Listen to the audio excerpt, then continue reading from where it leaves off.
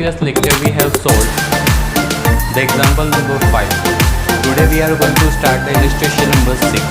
So without the wasting the time, let's start our lecture. So today we are going to solve illustration number 6. और आप लोगों को पता है पहले भी कि हमें विद द क्वेश्चन हमें बाइफरकेशन करना है कि which type of the expenditures and which kind of the incomes and the liabilities and the assets are given. तो we can bifurcate it because जब हम sum solve करेंगे ना तो हमें टाइटल लगाने विद टाइटल हम सॉल्व करेंगे. तो let's write down there are the administrative expenditure, selling expenditure, financial expenditure, may be general reserve on liability side, non current liability, non current asset. In non-current asset there are the three types: tangible, intangible and investment. आप बोलोगे sir यहाँ पर आपने current liability current asset तो नहीं लिखा. तो वो नहीं लिखना है. वो इसीलिए आपको नहीं लिखना है क्योंकि आपको वो जो है करंट एसेट और करंट लायबिलिटी वो आता कहाँ पर है, वो एट द लास्ट आता है. ठीक है, तो एट द लास्ट में जितनी लाइंस अवेलेबल है वो सभी उसी के लिए हो जाएगी. तो उसको आपको बाइफरकेट करना नहीं है. Second thing, due to lockdown dear students we don't have a text book, we don't have a hard copy. Okay, in that condition you have to do like this way. But when you will get your hard copy तो आपको ये भी नहीं करना है. आपको क्या करना है, ठीक है, आपको ट्रायल बैलेंस जब आप रीड करोगे ना क्वेश्चन तभी आपको वो वहाँ पर आपको लिख लेना साइड में उसके कि कौन सा एक्सपेंडिचर है कौन सी इनकम है. So let's see the question, illustration number 6. Yeah, so illustration number 6 you can see the question here. Govind and Gopal had started partnership firm on 1/4/16. So they are the two partner and they are starting they had started the partnership firm on 1/6/2016. The starting date of year is 1/4/16. So definitely our year will be ended on 31/3/2017. Remember this date. Now see, partners are entitled for the 5% interest on capital. See, entitled means we have to pay interest to the partners. We are the firm. The firm is different and partners are different. According to accountancy, both are different person. So firm has to pay 5% interest on capital to the partners. Okay. So this is the first adjustment which is given into the paragraph. Second is the 10% commission is payable to Gopal on profit after deduction of a commission from the profit. After deduction of commission, ऐसा words जब भी आपको आएगा तो मैंने बोला था आपको in our previous lecture I also told you that whenever this kind of the word will come you have to apply the formula commission is equal to profit into percent upon 100 plus 100 plus percent. But it will be done at the last, not at the starting. ये छिल्ले करेंगे हम लोग. Then after partner sharing profit loss in the proportion. तो profit loss proportion यहाँ पर दिया 3:2. There are several mistakes the trading account and the profit and loss account prepared by the unexperienced accountant. सो यहाँ पर एक अनएक्सपीरियंस्ड अकाउंटेंट को higher कर लिया गया है और उसने अकाउंट लिखे है तो बहुत सारी मिस्टेक की है तो हमें उसको सॉल्व करना है. ठीक है, तो you are asked to prepare revised annual accounts for the trading for the given trading account, profit and loss account and list of assets and liabilities and other information. हमें जो भी यहाँ पर इन्फॉर्मेशन दी है, एसेट दी है, liabilities दी है, उस पर से हमें वापस से रिवाइज अकाउंट्स बनाने हैं. तो चलो देखते हैं ट्रेडिंग अकाउंट्स और P&L उसने जो बनाया है. हम तो डिफरेंट बनाएंगे, उसने जो मिस्टेक्स किए वो. सी पहला दिया है परचेस. तो यू नो दैट परचेस कहाँ जाएगा, ट्रेडिंग अकाउंट में डेबिट साइड पर लिखेंगे. ठीक है, तो वो तो वहाँ चला जाएगा. Now see goods returned credit, what is this. So आपको मैं थोड़ी सी एक्सप्लेनेशन कर दूँ. Purchase return,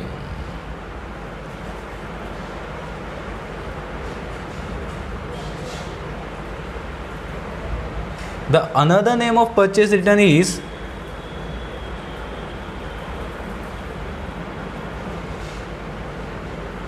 goods return debit. ठीक है, आपको इसका एक दूसरा नाम लर्न करना है जो अभी ये क्वेश्चन में आपको इसके हिसाब से आपको पता चलेगा. इसी तरह से सेल्स रिटर्न. ठीक है, सेल्स रिटर्न आप सभी को पता है क्या है. सेल्स रिटर्न का अनदर नेम है गुड्स रिटर्न ये डेबिट है तो वो होगा क्रेडिट, ठीक है। सो ये दो वर्ड्स आपको ध्यान में देने। There are the another name of the sales return and the purchase return. Now you can see the purchase then after goods return credit. Goods return credit means what?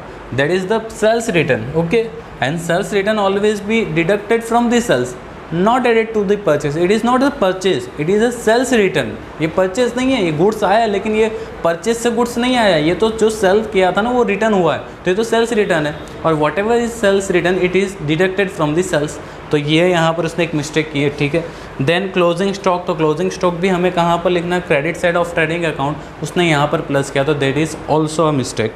Then wages, तो wages is a expenses relating to purchase, ठीक है, purchase के relating expenditure है wages. फिर carriage inward है तो वो भी परचेस रिलेटिंग एक्सपेंडिचर है। Then carriage outward, carriage outward it is a selling expenditure, तो do the line here. Then salary, तो वो एडमिनिस्ट्रेटिव में आएगी सैलरी, ठीक है। रेंट एडमिनिस्ट्रेटिव है, ठीक है। पोस्टेज एक्सपेंस एडमिनिस्ट्रेटिव है। फिर सन्ड्री एक्सपेंस वो भी एडमिनिस्ट्रेटिव है। Then telephone it is also necessary, it is administrative expenditure. Then goings drawings and Gopal's drawing, तो both drawings are the drawing, it is recorded on the debit side of the capital account. Capital account के debit side को इस पर हम record करेंगे इसको, ठीक है। Then next sales is given. Now see goods return debit. Goods return debit is what I write here. What is the goods return debit? It's a purchase return. So purchase return must be deducted from the purchase, not from the sales. Okay, so this is also a mistake. We have to correct it. Then after interest is given, interest received. Assume that it is interest received. So it is an income for us. It will be recorded on the credit side of the P&L. Then discount received. So discount received is also income, so it is also recorded on the credit side of the P&L account. And at the last, net loss given. See, this net loss is not a correct, it is calculated by him, but when we correct all the accounts maybe net profit will become, okay। तो ज़रूरी नहीं है कि इसने net loss लाया तो हम भी net loss ही लाएंगे, जब हम पूरा रिवाइज से कैलकुलेट करेंगे तो net profit भी आ सकता है। Let's see other information. The position of assets and liabilities as on 31/3/2017 as follow. Stock is given, that means the closing stock will be recorded on the current assets, means asset side in current assets title. Debtors are given, furnitures are given. Furniture is a tangible asset, to tick here. Building is also given here, to tick here. Then cash on hand, it's a cash balance, current assets, so will be recorded on the asset side. Then bank balance, it is also a current assets, so will be recorded in the current assets. Liabilities, creditors are given, it's a current liability. Bills payable, current liabilities. Capital of Govin and capital of Gopal, both are the opening balances of the capital, so it will be recorded on the credit side of a capital account as a by balance brought down, okay। Now adjustments are given. Right of bad debts, और टोपी दे दी हमें, bad debts दिया हुआ है तो bad debts calculate करना है debtors के ऊपर, ठीक है। 2% discount reserve on debtors, then after 2% discount reserve गिनना है। अब जैसे ये चीज़ आ रही है ना, you have to become alert. I told you if any credit sales और credit sales return is given in the adjustment, means any adjustment regarding the credit sales or credit sales return is given which is not recorded, so first of all we have to give effect of that adjustment. अगर आपको adjustment के अंदर कोई भी unrecorded sales दिया है, credit sales या unrecorded credit sales purchase sales return दिया है, तो उसकी एंट्री आपको पहले करनी है और डेटर में भी उसकी इफेक्ट आएगी, ठीक है। क्योंकि अगर सेल इंक्रीज़ होगा तो डेटर्स भी इंक्रीज़ होंगे, क्रेडिट सेल्स इंक्रीज़ होगा तो डेटर्स भी इंक्रीज़ होंगे, अगर डिक्रीज़ होगा तो डेटर्स भी डिक्रीज़ होंगे। तो जो भी अगर इंक्रीज़ डिक्रीज़ है तो पहले आपको वो करना है, क्योंकि वो करे बाद ही हमें रियल डेटर्स मिलेंगे, ठीक है। उसके बाद then after you have to calculate bad debts, then after bad debt reserve, and at the last we have to calculate discount reserve.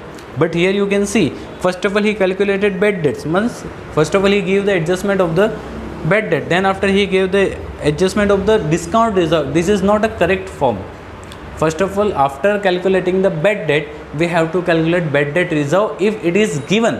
If it is not given, then we can easily calculate discount reserve.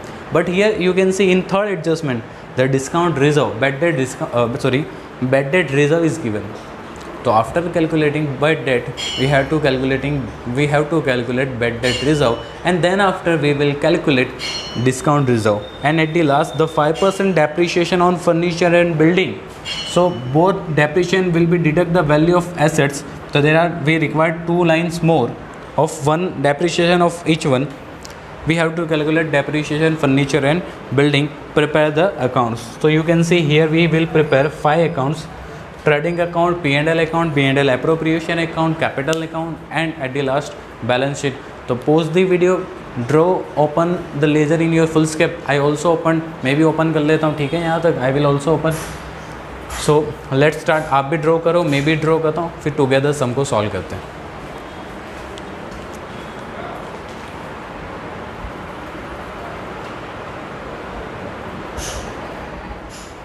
Okay, now student, you can see my lasers are prepared. I hope so you also opened the laser in your fullscape.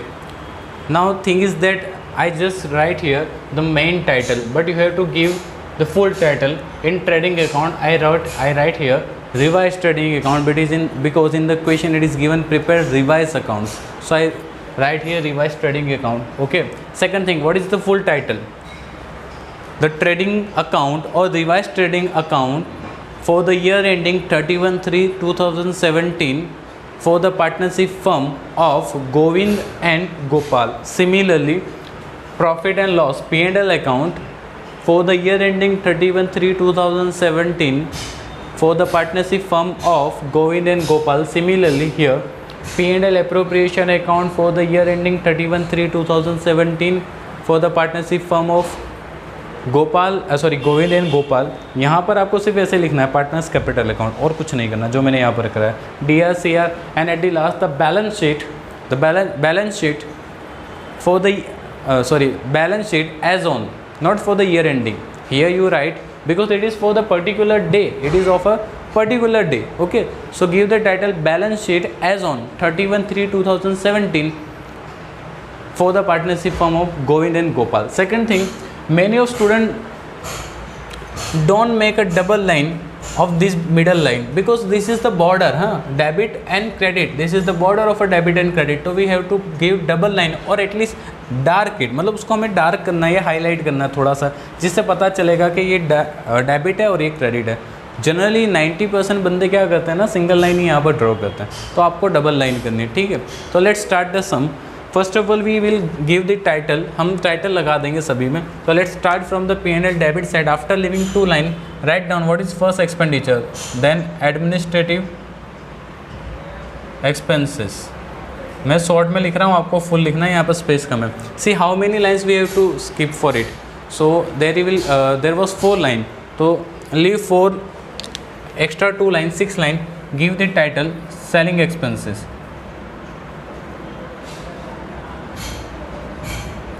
Leave 3 or 4 lines, give financial expenses. You said sir financial expenses was not given. Yeah, not given, but suppose any financial expense if come, it is definitely not come, but if any transaction will come, so we can record here. So please leave 1 or 2 line, more, not maximum line, only 1 or 2 line leave for it, and then give the title, last title, other expenses and loss, underline. On the credit side, after leaving 2 line, write down incomes. Okay, on the capital and liability side, write down fixed capital,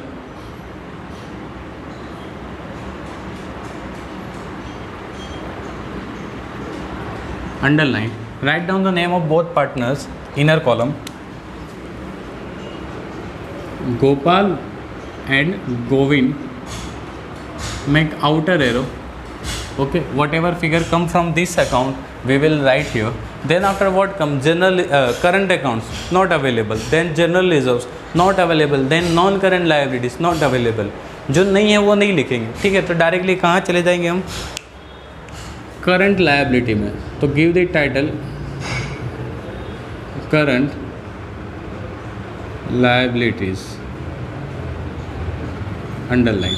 On the asset side, write down assets and debt side, non-current assets. Its another name is fixed assets. In the fixed, there are the subtypes is tangible. Okay, now see how much lines we have to leave for the tangible. So there will be 4 lines. We write here na, we write here there will be 4 lines. So skip 4 lines for it. Then after there is nothing intangible or investment, so directly go to, after leaving 4 to 5 lines, 4-5 लाइनें आपको यहाँ से छोड़नी है और उसके बाद आपको लिखना है करंट एसेट्स. तो with this our titles are completed. Let's start from the first adjustment. So what is our first adjustment? Just a minute.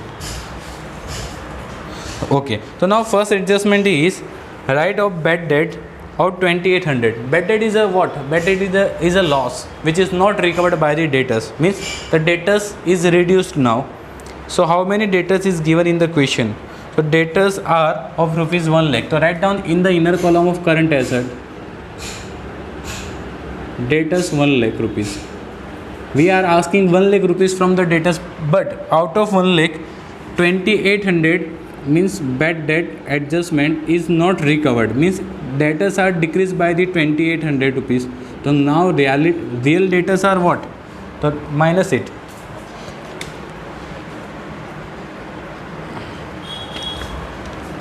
1 lakh rupees minus 2800. So in inner column 97,200. Why inner column? Because we know that very well. Then after we have to calculate bad debt reserve, then discount reserve. Okay, so then after next is what? Bad debt reserve adjustment, not a reserve. What is the bad debt reserve adjustment? So it is given in the question. There is a 7,200 bad debt reserve. Means this is a price which is ये ऐसी price है ना जो आपको मैं बोलूँ ना कि फ्यूचर में कभी हमें बेड डेट आ सकती है, उसके लिए हमें काटना है. बरोबर. सस्पेक्टेड, हाँ एक अच्छा वर्ड है, सस्पेक्टेड अमाउंट है. यानी ऐसे चांसेस है कि ये बंदा हमें फ्यूचर में बेड डेट दे सकता है. तो कितने की बेड डेट और आने के चांसेस हैं फ्यूचर में? 7,200 के. तो नेट अब डेटर्स कितने होंगे? 90,000. बट अभी भी हमें ये 90,000 के बेड डेट रिकवर करने के लिए हमें अमुक डेटर्स को डिस्काउंट भी देना पड़ सकता है. ठीक है, तो कितना % डिस्काउंट देना पड़ सकता है? तो आपको सेकंड एडजस्टमेंट दिया है, provide 2% discount reserve on debtors. Means इनके ऊपर 2% आप डिस्काउंट रिजर्व काट के रखो फ्यूचर में. मतलब अभी आपको ये रिकवर नहीं हुआ, ये रिकवर करना है. तो रिकवर करने के टाइम पे समटाइम्स आपको डिस्काउंट भी देना पड़ेगा. तो ऐसा हो सकता है, तो आपको 2% और डिडक्ट कर देना है. ठीक है, तो 90,000 के आप 2% करो तो 1800 आ रहा है. Outer arrow minus N is equal to, तो नेट डेटर्स रिकवरेबल इज 88,200. तो रिकवर हो सके ऐसे नेट डेटर्स कितने अमाउंट है? 88,200. Now see we minus from the right side ना, तो it will be go to left side, because whenever we minus the side will be change, तो it will be go to debit side. Means here in the P&L account of debit side. And second thing, bad debt is what? The bad debt is loss for us, so it will be recorded on the debit side, because on the debit side we record loss and expenditure. Okay, so right here prepare the chart of bad debts which was we prepared in 11th standard. Okay, now see what is the chart. Say in your solve bad debt trial balance, it is given, not given, so don't write here. I repeat again, bad debt reserve, bad debt trial balance not given, so skip it. Then after go to plus bad debt adjustment. Yes it is given. आपको जो दिया है ना वही लिखना है, जो नहीं है ना उसको मन में से ही निकाल देना है. ठीक है, तो बैड डेट ट्रायल बैलेंस तो नहीं है. देन प्लस, तो प्लस नहीं करना, डायरेक्टली लिखना है क्योंकि फर्स्ट आइटम है 2 bad debt adjustment plus bad debt adjustment reserve. Yes it is given, तो right here plus 2 bad debt reserve adjustment. After leaving one line, say minus bad debt reserve trial balance not given, तो only 2 items given, means यहाँ पर 2 ही item दी हुई है, ठीक है, only 2 items are given, so only write down 2 items and put outer arrow, okay, write down the value of it. Bad debt adjustment is how much, 2800, और what is bad debt reserve 7200. यहाँ पर 2 ही value दी है तो 2 ही लिखेंगे, अगर दी होती तो लिखते. मैंने आपको बोला ना, आपको मन में ही बोलना है, ठीक है, और फिर निकालना है, ठीक है. टोटल करो आप, कितना आ रहा है 10,000. Now next, what about the sir general, sorry I forget to write here, it's a discount reserve adjustment. Now sir, what about discount reserve? This is also another chart for it. See, why discount reserve is given? It is given to the sales. It is a discount. Okay, in future we have to give. Okay, हमें देना पड़ेगा future में. तो what is the chart?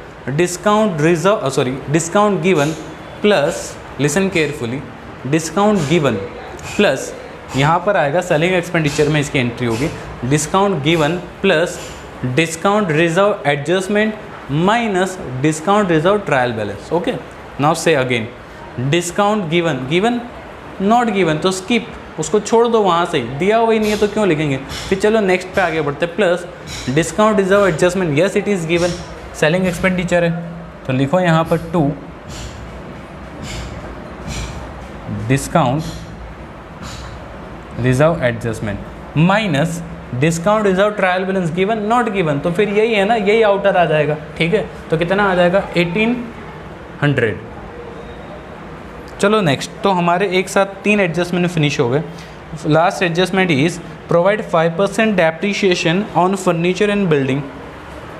whenever we calculated the depreciation, the value of particular that asset will be reduced. Okay, it is minus from the assets. So see, the furniture value is 20,000, so write in the tangible asset furniture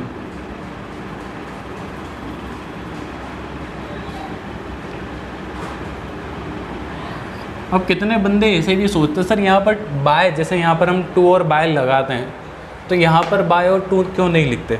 तो भाई ये statement है, ये account नहीं है. Statement में statement होता है कि इसी दिन हमारे पास इतना है, बट ये तो अकाउंट है और आपको पता है कि जब भी हम पोस्टिंग करेंगे तो 2 और बाय आएगा, बट यहाँ पे सिर्फ ऐसे लिखेंगे फर्नीचर. ठीक है, कितना है फर्नीचर 20,000. हाँ, now 5% is depreciation we use at the whole year, हमने उसका यूज़ किया है तो उसकी वजह से उसका 5% रिड्यूस हो गया.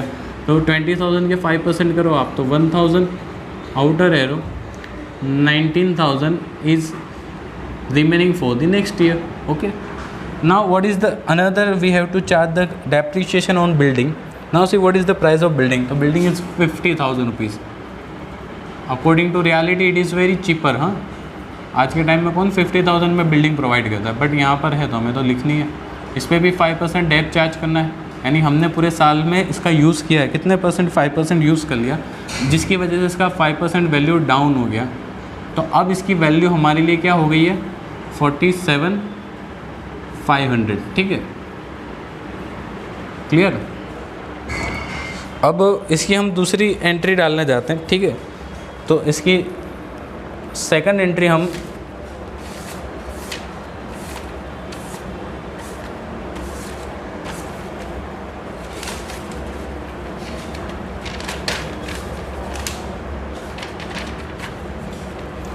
अब देखो बिल्कुल ध्यान से, आप राइट साइड पे हमने माइनस किया तो definitely it will be go to left hand side ना, because I told you whenever we minus from the particular side it will be go another effect will be go to opposite side. Okay, तो here it is a technique. हाँ, right side minus किया तो उसका opposite left जाएगा, ये technique है. But I always say कि आपको टेक्निक नहीं, आपको कंसेप्ट आना चाहिए. ठीक है, तो ठीक है, अब समझो depreciation is what, it is a revenue expenditure. क्योंकि आज फर्नीचर और बिल्डिंग की वैल्यू जो डाउन हुई है, क्यों डाउन हुई है, क्योंकि हमने उसका यूज़ किया है. और यूज़ किस लिए किया है, प्रोडक्शन के लिए किया है. यूज़ किस लिए किया है, सेलिंग के लिए किया है. तो means it is a expenditure. Okay, so revenue expenditure is recorded on the debit side because on the debit side we recorded expense and loss. तो on the debit side we recorded. तो ये हुआ concept. कहाँ पर record करेंगे, other expense में. Title लगाओ to depreciation colon underline what is the amount of furniture. Furniture 1000 and building आपको पूरा लिखना है 2500, put outer arrow 3500, clear? Now next, so here adjustments are completed, so go to the trading account and P&L account, वहाँ से start करो। चलो first of all to purchase कहाँ पर लिखेंगे? ट्रेडिंग के डेबिट पे, तो आफ्टर लिखिंग 1 और 2 line write down to purchase inner column 2,48,600, okay, 2,48,600. Then after goods return credit, it is what? It is a sales return. So sales return always be minus from the sales. So write on the credit side by sales minus return. What is the figure of return? 2400. अभी हमें sales का नहीं लिखना है, just खाली आपको उसकी space छोड़ देना है। जब सेल्स आएगा ना तब वहाँ पर हम लिख कर माइनस करके बाहर निकल जाएंगे। Is that clear? Okay, now next, what is the closing stock? Closing stock, so closing stock is recorded on the credit side of the trading account. Write down by closing stock 50,000. Next, wages, it is a expenditure related to purchase. Okay, तो give the title, because आपको पता है trading में भी 2 title आते हैं, एक तो है एक्सपेंस रिलेटेड टू परचेस और दूसरा हैगा प्रोडक्शन एक्सपेंसेस। तो राइट हियर आफ्टर लिविंग 2 और 3 line expenses related to purchase. आपको फुल टाइटल लगाना है, मेरे पास स्पेस नहीं है इसके लिए थोड़ा शॉर्ट में लिख रहा हूँ। इसमें आप लिखो to wages. What is the figure of wages? तो wages is 11,200, clear? Then next, carriage inward, it is also a purchase relating expenditure, so it is also recorded on the debit side of trading account. To record here to carriage inward. What is the figure of carriage inward? 8,000. Then to carriage outward, it is a selling expenditure, so to recorded on the debit side of P&L in selling expenditure. Write down to carriage outward, the figure is 4,000. Next, salary is, it is administrative expenditure. Write down here to salary 18,000. Then next, rent, so write here to rent 12,000. Then postage, it is also administrative. Write here to postage expense 600. To sundry expense also record here to sundry expense 1200. To telephone expense record here to telephone expense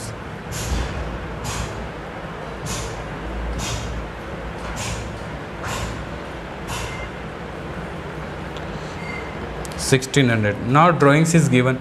Due to drawings, capital is reduced, so it is recorded on the debit side of the capital account. Write down to drawings 6,000 and 4,800. Clear? Then on the credit side, sales is given, so we leave the space for it now. So right here 3,32,400, put outer arrow minus return, so what will be the net sales? So net sales is 3,30,000 rupees. Clear? Then goods return debit, it is what? Purchase return. Purchase return is always be debited from the purchase. Okay, so now debited from the purchase minus return, what is the figure? The figure is 600. Make outer arrow and net purchase is 2,48,000. Okay, now interest means interest received, it is an income for us, so it is recorded on the credit side of the P&L right here by interest 600, then by discount received, it is also income na, 800. Then net loss, this is not recordable. Why? Because it is carried from him, unexperienced accountant, we are the very experienced. Okay, सो हमारा तो क्या आएगा वो हमें बाद में पता चलेगा. वो नेट लॉस लाया था, मैंने आपको पहले ही बोला हमारा तो नेट लॉस भी आ सकता है, नेट प्रॉफिट भी आ सकता है, तो हम तो देखेंगे एट दी लास्ट. तो यहाँ पर ये आइटम्स पूरी हो गई है. ठीक है, उसके बाद नीचे हमें एक स्टेटमेंट में दिया हुआ एसेट्स दी है. चलो एसेट्स में हम देखते हैं क्या क्या बाकी है रिकॉर्ड करना. तो stock, write here closing stock. Stock, what is the amount of stock? 50,000. Then debtors tick, furniture tick, building tick. Now what? Cash on hand means cash balance na. So cash balance is what? Current asset, because it is changing day to day. Okay, so right here cash balance,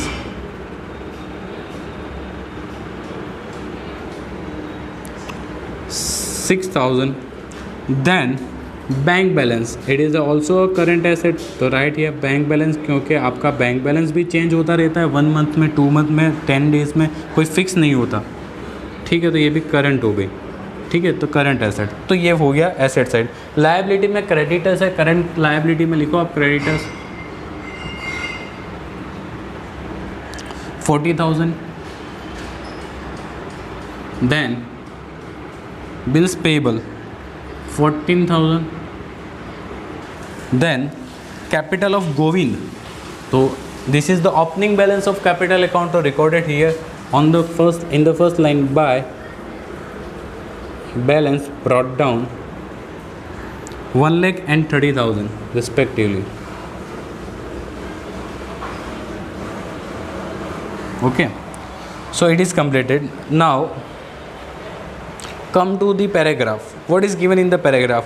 We have to pay 5% interest on capital. हमें 5% capital पे interest देना है. तो as a firm it is expense to us, so it is recorded on the debit side of appropriation because it is expenditure for us, and for the partner it is the income. It increase the capital, उनकी capital को वो बढ़ाएगा, interest उसमें plus हो जाएगा. ठीक है, तो उनकी कैपिटल बढ़ेगी, तो यहाँ पर क्रेडिट होगा. यानी 2 एंट्री, एक यहाँ पर एप्रोप्रिएशन में डेबिट होगा, debited to appropriation and credited to capital account. Clear? Okay, this is the concept. Now if we apply technique, तो टेक्निक कैसे आपको अप्लाई करना है? जहाँ पर आप कैपिटल लिखोगे वहीं उसके नीचे वही साइड पर, सेम साइड पर आप इंटरेस्ट लिखो, और उससे उल्टा आप एप्रोप्रिएशन में लिख दो. ये टेक्निक हो गया. ठीक है, तो पहले हम यहाँ पर क्रेडिट साइड पर लिखेंगे बाय इंटरेस्ट ऑन कैपिटल.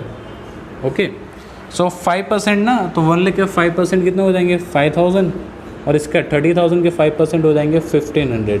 यहाँ पर क्रेडिट है, तो यहाँ हाँ, तो यहाँ पर डेबिट में लिखेंगे आफ्टर लिविंग 1 और 2 line write down to interest on capital. आप मैं शॉर्ट में लिखना, आप फुल लिखना. इनर कॉलम गोपाल, तो what is the amount? Gopal interest 5,000. And see मैंने यहाँ पर थोड़ा मिस्टेक किया हुआ है, पहले गोपाल नहीं, पहले गोविंद है फिर गोपाल है. गोविंद एंड गोपाल, यहाँ पर परफेक्ट है. आप डेबिट साइड देखो वहाँ पर, और यहाँ पे भी सही करना पड़ेगा. Govind and Gopal. Okay, so Govind के कितने हैं? 5,000. And what about Gopal? तो it is 1,500. Make outer arrow, carry 6,500 into outer column. It is completed. And then what is given? Then 5% interest is given to Gopal after deduction of a commission. तो ये तो कब करना है आपको? Last में करना है, जब हम यहाँ पर डिविजिबल प्रॉफिट लाएंगे ना, तब करना है. तो with this our sum is completed. Take calculator in your hand and do the total of trading account. First of all see which side is more. तो definitely credit side is more. Do the total of credit side. 3,30,000 plus 50,000. तो total is 3,80,000.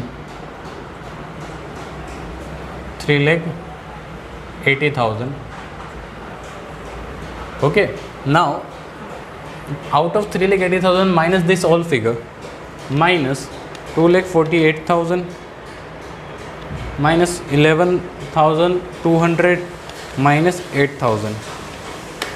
So it is 1,12,800 right here. This is the gross profit transfer to the P&L. तो जहाँ पर transfer करेंगे ना वहाँ का नाम लिखेंगे टू P&L अकाउंट, बिकॉज ये पोस्टिंग है, ठीक है.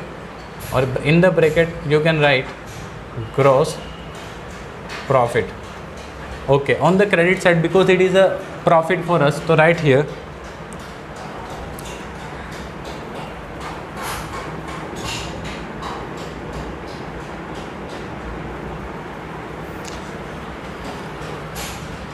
by trading account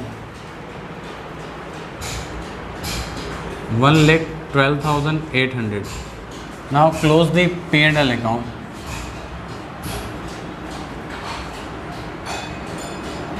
Which side is more? So definitely here credit side is more, plus 600 plus 800. So total is 1,14,200. 1,14,200 minus all the figure. So then you can get the net profit. So minus 18,000 minus 12,000 minus 600 minus 1,200 minus 1,600 minus 1,800 minus 4,000 minus 10,000 and minus 3,500.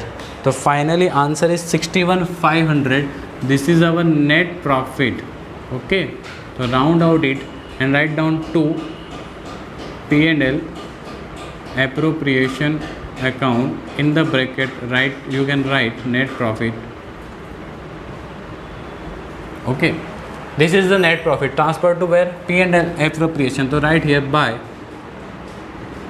जहाँ से लाए ना वहाँ का नाम posting करते हैं ना. जनरली हम लोग यहाँ पर नेट प्रॉफिट लिखते हैं, नेट प्रॉफिट. अरे भाई ये तो जो आप लाए वो है, लेकिन पोस्टिंग करोगे ना, ये अकाउंट है, लेज़र है, तो लेज़र में तो पोस्टिंग होगा. तो पोस्टिंग जहाँ करोगे वही आएगा. तो टू बाय P&L अकाउंट 61,500 लिख दिया आपको. Now close the appropriation account. Total is 61,500 both side. Now find the difference, but don't write, sorry don't write. Why don't write? क्योंकि हमें तो अभी इसमें से कमीशन भी देना है आपको. तो पहले माइनस करो 6,500. तो what is the divisible profit? 55,000 rupees. But हमें लिखना नहीं है. क्यों नहीं लिखना है? Because from this 55,000 rupees we have to pay the commission. That means the commission is included in this 55,000 rupees. तो this is not the divisible profit. So first of all we have to calculated commission from this amount. So see what is the formula. Profit whatever comes after deduction all, the profit into percent upon 100 plus percent. When this word is given in the question, deduction after commission, जब ऐसा words आपको दिया होगा ना deduction after commission, तब आपको direct नहीं calculate करना है. आपको ऐसे करना है profit into percent upon 100 plus percent. तो यहाँ पर परसेंट दिया हुआ है 10%. तो प्रॉफिट कितना आ रहा है? 55,000 इंटू 10 डिवाइडेड बाय 110. तो commission is 5,000 rupees. Now see we have to pay commission to the Gopal, so it is expense for us. So it is recorded on the debit side of the P&L appropriation, while it is an income for the partner, so it is credited to the capital account. It increase the capital la. Okay, so there is a two effect, debit to appropriation, credit to capital account. Clear? Okay, so right here first of all to commission dash Gopal 5,000, and similarly on the credit side of current account, a capital account, by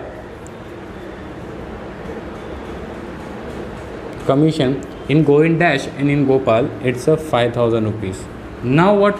Now whatever remaining, it's called the divisible profit. So see, first of all we get the 55,000 na. Out of 55,000 rupees we pay 5,000 as a commission. So what remaining? So remaining is 50,000. It's a divisible profit and it is transferred to where? To capital account. So write down to capital account. In the bracket you can write divisible profit. Underline. What is the profit sharing ratio? 3:2. Govind and Gopal, तो आपको 3:2 में इसको divide करना है, तो it will be 30,000 and 20,000. Transfer to capital account, write down the credit side of the capital account by P&L appropriation account 30,000 and 20,000. ठीक है, make a double line of it. Now do the total of credit side, because always in the capital account credit balance is more. So do the total of Govind first of all. 1 lakh, it's a Govind, plus 5,000 plus 30,000, that's a total is 1,35,000 rupees. Right, both side 1,35,000. Find out the difference, minus 6,000. So total is closing balance is 1,29,000. Write down to balance, carry down. This is the closing balance of capital account which is transferred to balance sheet. Now for the Gopal, do the total of credit side. 30,000 plus 1,500 plus 5,000 plus 20,000. So total is 56,500. 56,500 minus 4,800. So closing is 51,700 which is transferred to the balance sheet. हम balance sheet में लिख देंगे last की capital 1,29,000 and 51,700. Do the total of both. 1,80,700. Now both side will be tallied. If both side will be tallied, then our answer is correct. Let's verify. Do the total of capital first of all. 1,80,700 plus 40,000 plus 14,000. So total is 2,34,700. Second, asset check करेंगे हम लोग. 19,000 plus 47,500 plus 88,200 plus 50,000 plus 6,000 plus 24,000. So similarly both sides is tallied. 2,34,700. With this our sum is completed. Second thing, dear students, you have to highlight this. हम marriage function में जाते हैं ना, तो marriage function में जो दूल्हा, जो वेडिंग होता, जिनकी वेडिंग होती है, बरोबर, दूल्हा और दुल्हन हमारी लैंग्वेज में जिसको कहते हैं, ठीक है, वो दोनों को अच्छे से कपड़े पहना कर तैयार करके उन्हें स्टेज पर बिठाया जाता है. किस लिए बिठाया जाता है? कि हाईलाइट हो के इनके मैरिज है. तो सबके अंदर भी हमें सभी आइटम, ये सब मेहमान हैं, बट ये जो है ना मेन, ये हमारे समझो दूल्हा दुल्हन है, तो इनको हाईलाइट करना है, जिससे एग्ज़ाम में at the time of board examination ये हाईलाइट होंगे. इजीली पेपर चेकर जो है, पेपर चेक करने वाले, वो इजीली इनको चेक करके अगर ये करेक्ट होंगे तो यहाँ से ही मार्किंग करके चले जाएंगे. ठीक है, तो with this our some is completed. आपको होमवर्क के अंदर यही सम वापस से कैलकुलेट करना है. ठीक है, I hope so you can understand. कल मिलते हैं with the new sum. Okay, thank you.